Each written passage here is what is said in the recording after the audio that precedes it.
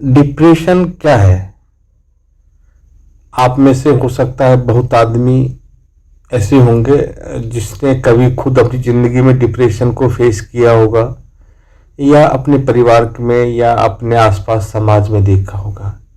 Depression एक stage of mind होता है जिसमें आपका दिमाग एक ऐसे स्टेज पे आ जाता है जहाँ पे वह चाहता है कि मैं एकदम एकांत में रहूं, किसी से बोलने की इच्छा नहीं होती है, किसी से मिलने की इच्छा नहीं होती है। ये दुनिया ऐसी लगता है उसके लिए शून्य हो गया हो, एकांकीपन में चला जाता है। न कोई खाने की इच्छा होगी, न कोई काम करने की इच्छा होगी, चुपचाप एक पड़े रहें, जिस जगह बैठे हैं बस बैठे रहेंगे। वो एक अपने आप में एक अपने मन को एक गहरे कुएं की तरह एक अपने सोच को लेके चला जाता है, उससे वो बाहर नहीं निकल पाता है। ये स्थिति मनोविज्ञान में इसको वेस्टर्न एजुकेशन में डिप्रेशन कहा गया। वेस्टर्न एजुकेशन इसको मेडिकल टर्म्स में एक डिप्रेशन नाम का डिजीज कहा गया। अब अगर इसी को भारतीय शास्त्र के अनुसार हम कहें, भारतीय शास्त्र में हमारे जो संत हैं, ज्ञानी हैं, उनके अनुसार मनुष्य के जीवन में कई बार ऐसा मौका होता है कि जब प्रभु तुम्हारे पास आते हैं, भगवान तुम्हारे पास आके कहते हैं कि मैं तुम्हें मौका दे रहा हूँ। प्रभु कहते हैं जो माया मोह इस दुनिया में है उससे मैं तुम्हें थोड़े हटा रहा हूँ। अगर तुम मिलना चाहते हो, अगर मेरे से जुड़ना चाहते हो तो जुड़ो, ये एक मौका दे रहा हूँ। उस स्थिति में जो तुम्हारा मस्तिष्क है, जो तुम्हारा मेंटल स्टेटस होगा, वह भी वही होगा। जब भगवान तुमसे जुड़ेगा तो तुम बाकी दुनिया से डिटैच हो जाओगे। ऐसा लगेगा जैसे बाकी से दुनिया से कोई मतलब नहीं है। अपने किसी गहरी सोच में डूबे हुए, किसी दुनिया से किसी से न बात करने का मन करता है, न किसी से कहीं जाने का मन करता है, एक कमरे में मन करता है पड़े रहें। कई कई दिनों तक होश नहीं रहेगा तुम्हें, न खाने का, न काम का, किसी चीज का फिक्र नहीं। ये दुनिया ऐसी लगेगी वीरान हो चुकी है। इस दुनिया में कोई न सगा है, न संबंधी है, न कुछ है। जो कुछ है बस अपने आप के अंदर में है।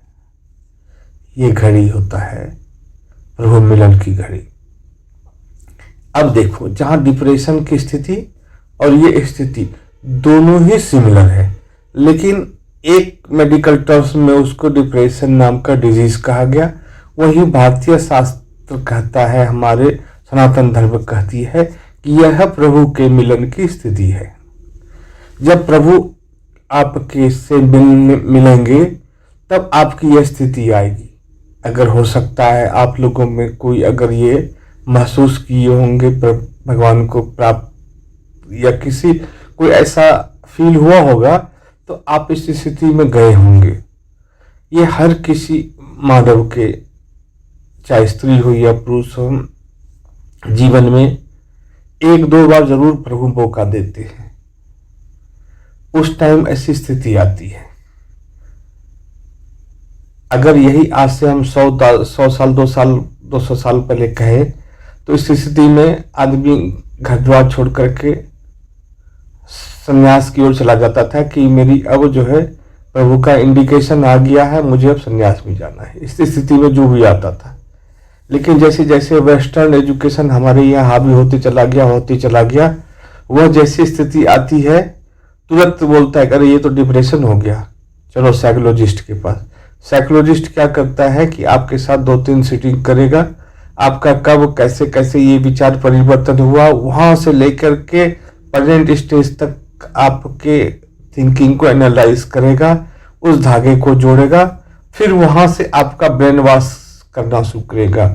जहां से सिरा टूटा था, जहां से माइंड डाइवर्ट होना शुरू हुआ था, वहीं से फिर आपको ब्रेन वॉश करते करते करते करते करते करते फिर आपको इस माया मोह, इस जिंदगी के जंजाल में लाके छोड़ देगा। इसके साथ कुछ मेडिसिन देगा। जो माइंड जो आपका इस डीप थिंकिंग की ओर जा चुका है उसको वह मेडिसिन अपने केमिकल रिएक्शन से उस थिंकिंग को ब्लॉक कर देगा। ऐसी स्थिति क्रिएट कर देगा कि उस थिंकिंग की ओर आपका ब्रेन जाए डीप थिंकिंग की तरफ नहीं जा पाएगा, एक नॉर्मल थिंकिंग की तरफ रह जाएगा। तो आप फिर वापस दुनिया में वही नमक तेल हल्दी भी चलने शुरू हो जाएंगे, वही परिवार, वही नौकरी, वही व्यवसाय व्यापार सब चलना शुरू हो जाएगा। तो डॉक्टर बोलेगा जी आपका डिजीज ठीक हो गया, डिप्रेशन से बाहर निकल गए। लेकिन आपने क्या खोया?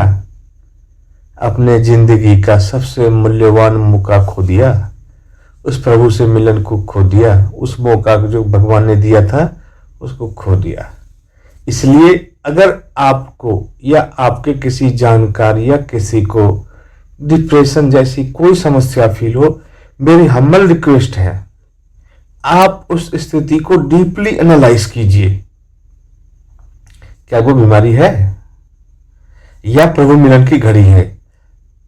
आप खुद उसको एनालाइज करेंगे, आप खुद महसूस करेंगे कि ये क्या है, हकीकत है। और अगर आपको लगता है कि प्रभु की कृपा हुई है तो उस कृपा में आपके साथ हो जाइए, उस कृपा का आनंद लीजिए और अपने आप को भाग्यवान समझिए। अगर आपको लगता है कि नहीं ये सब बेकार है, ये सब कुछ नहीं होता है, बीमारी है, तो शौक से साइकोलॉजिस्ट के पास जाइए और मेडिसिन खाइए और अपना आराम से माया मोमबत्ती अति जलभोरा में डूबते रहिए।